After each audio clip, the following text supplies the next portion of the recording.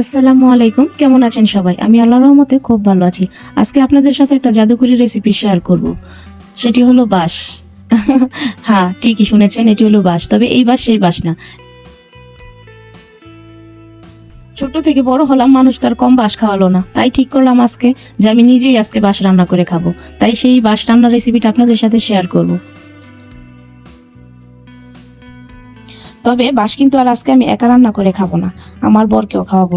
চিন্তা করে দেখলাম এই লোকটারে কখনই বাঁশ খাওয়াতে পারলাম না, তো আজকে না হয় বাঁশের রেসিপি রান্না করে খাওয়াই। তো প্রথমে আমি বাঁশগুলিকে কেটে ভালোভাবে পরিষ্কার করে নিচ্ছি। পরিষ্কার করা শেষ হলে আমি হালকা একটু চিকন করে এগুলি কেটে নিচ্ছি। বাঁশের সাথে আমি 2টা আলু দিয়ে দিব। তো সবগুলি কাটা শেষ, এখন এগুলিকে আমি ভালো করে ধুয়ে নিব। তারপর পানির মধ্যে লবণ দিয়ে আমি বাঁশকুড়ুলগুলো 80% সিদ্ধ করে নেব। বাঁশকুড়ুলগুলো আজকে আমি মাছ দিয়ে রান্না করব, তাই কড়াইতে একটু তেল দিয়ে আমি মাছগুলি ভালো করে ভেজে তুলে নেব। মাছ ভাজি হতে হতে একটা টিপস শেয়ার করি। ফ্রিজে অনেক দিন মাছ মাংস থাকলে ভিজানোর সময় একটু গরুর দুধ মিশিয়ে ভিজালে মাছ মাংসের স্বাদটা অটুট থাকে।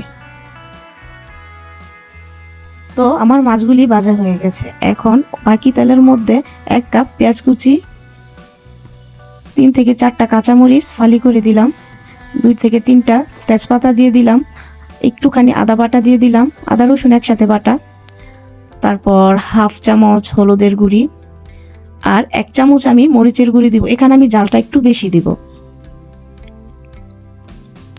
তারপর আমি হাফ চামচ ধনিয়া গুঁড়ি দিয়ে দিব। তো এগুলি আমি একটু একসাথে মিশিয়ে নিব। আর স্বাদ মতো লবণ দিয়ে দিয়েছি, একটুখানি পানি দিয়ে এগুলি আমি একসাথে এগুলি মিশিয়ে নেব।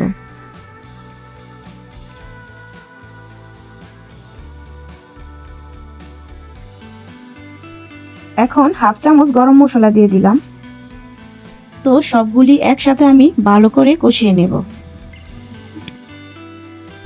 কষানোর পর উপরে এরকম তেল চলে আসলে আমি এখানে বাঁশকুড়ুলগুলি দিয়ে দিব, দিয়ে ভালোভাবে মিক্স করে নেব।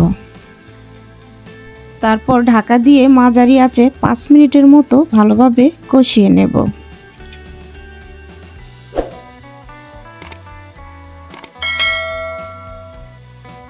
তারপর কষানো হয়ে গেলে আমি 1 গ্লাস পানি এখানে অ্যাড করে দিব।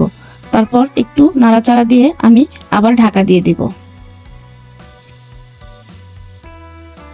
আমি ঢাকা দিয়ে 5 মিনিটের মতো রান্না করে নিয়েছি। এখন উপর থেকে আমি মাছগুলি দিয়ে দিব।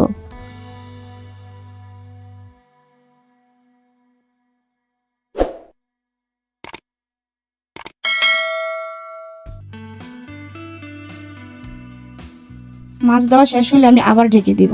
তারপর আবার 5 মিনিটের মতো রান্না করে নেব। এই তো হয়ে গেল আমার বাঁশকুড়ুল রান্না, মানে বাঁশ খাওয়া।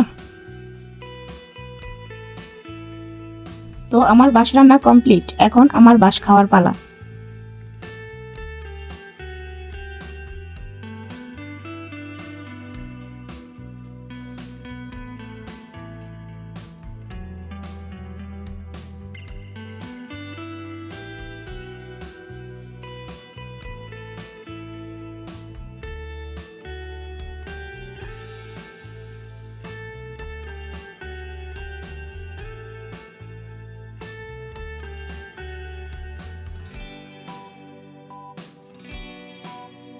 আমার কাছে তো খুব ভালো লাগছে, আশা করি আপনাদের কাছেও খুব ভালো লাগবে।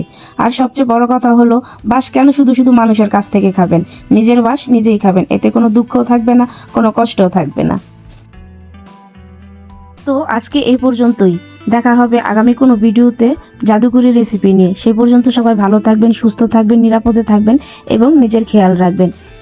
আর হ্যাঁ, অবশ্যই আমার চ্যানেলটি সাবস্ক্রাইব করে আমার পাশে থাকবেন। ধন্যবাদ সবাইকে, আল্লাহ হাফেজ।